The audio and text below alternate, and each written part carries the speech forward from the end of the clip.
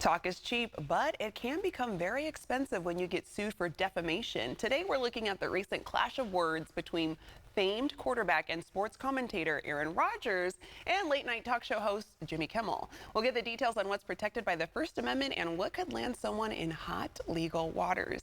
Here to help us break it down is the personal injury law firm of Ashton and Price, who is recognized as one of Sacramento County's most prominent personal injury law firms. Here to guide us on understanding the legal battlefield of words is Craig Fontaine Ashton. Welcome, Craig. Thank you. Happy New Year. Happy New Year. And we're starting off talking about Aaron Rodgers and Jimmy Kimmel. So even though you're not tied to this case, can you give us a background of the story and why it's landed Aaron Rodgers maybe in some hot water? Right. So 2015, Virginia Giuffre sued Ghislaine Maxwell, who's basically kind of the facilitator for Jeffrey Epstein, who was kind of the sex offender of the century, who was connected to Bill Clinton, to Donald Trump, to Alan Dershowitz, and to Prince Andrew.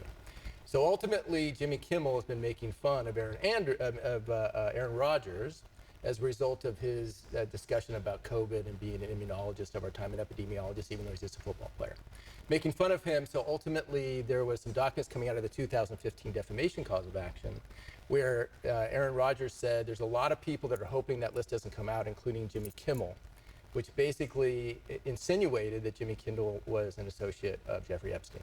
And that's where he got himself in trouble. Okay, and then Jimmy Kimmel has apparently responded to Aaron Rodgers' comments with the accusation of defamation. Can you explain what this means? Right. So defamation is basically a statement of fact of and concerning another person that calls into question the reputation.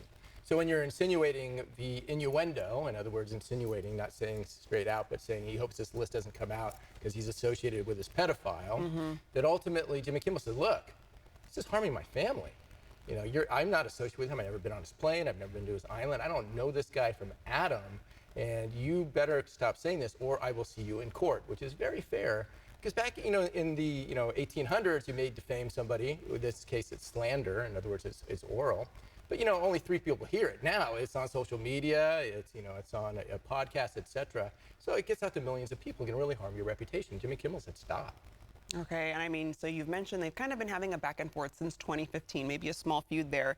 And we know you love to talk legal cases. What does the New York Times versus Sullivan ruling teach us, and how does it relate here? Right, so there's a difference between normal people, where if you just say something negligently, in other words, a couple people told you and then you repeat it, maybe you might have some liability. But if you're a public figure, we want to allow people to discuss public figures. So essentially, the New York Times v. Sullivan says you have to have a reckless disregard for the truth. And Aaron Rodgers, being the scientific mind that he is, he went on the Pat McAfee show and said, I wouldn't say that about him because there's no evidence to support that. So I'm not that stupid. Well, apparently you are that stupid because he just admitted that he had a reckless disregard for the truth because he said he had no evidence to support that Jimmy Kimmel was associated in any way, shape, or form with a pedophile. Okay, and you mentioned the Pat McAfee show. I mean, it's on ESPN. It's where Aaron made his comments. And ESPN is owned by Disney, which also owns Jimmy Kimmel Live on ABC. Could there be contract issues at play there? Well, yeah, the thing is, so Disney is the parent company for ESPN and ABC. And so the moral of the story is that free speech is not free in free enterprise. So Disney's going, well, hold on a second here. Jimmy Kimmel Live, he's been with us for years, and he's a known quantity for us. So he makes us a lot of money. And then Pat McAfee, we just brought you on, but you're kind of out there, and you're also exposing us to repeating defamatory language, which may get us sued by Jimmy Kimmel, not to mention a breach of contract issues. So they're going to be very careful with that, and it could cause a contract issue, which could have Pat McAfee lose part of his $85 million contract. All right, and to that point, what's the takeaway for us on the issue of secondary contracts? So the secondary contract is basically, you should know that even if you have a right to free speech in terms of the government can't stop you, in private enterprise, you can be stopped for private speech of all kinds. So moral of the story is that if I don't have to have Nazis at my barbecue, but the government can stop you from being a Nazi, but I'm not going to associate with them. And if your business doesn't like your language, they can prohibit it. So be careful if you have a contract because your contract could be terminated. All right. Spoken from Craig Ashton. Thank you so much for joining us today. Thank you very much. All right. You can find out more by going to ashtonandprice.com.